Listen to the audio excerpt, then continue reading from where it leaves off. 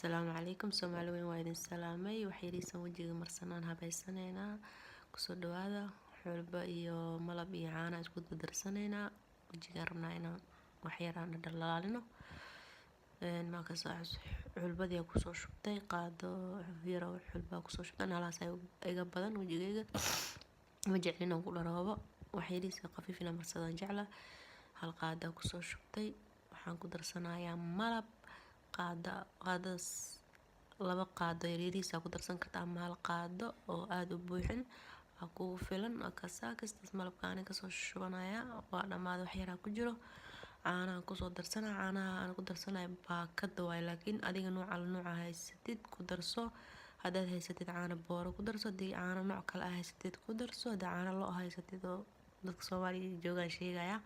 nooca doontada ku darsan kartaa wareer ma jiro dib ma jiro waa isku soo qasqasaysaa markaad isku soo qasqastid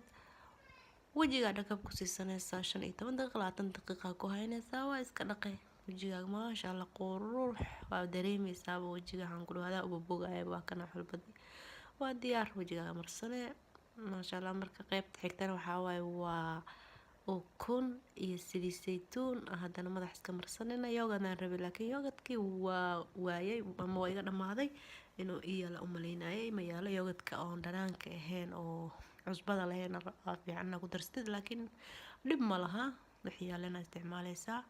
waxa waaye ukun iyo saliidada isku darsanay saytuunka ama macsar waxa haysatid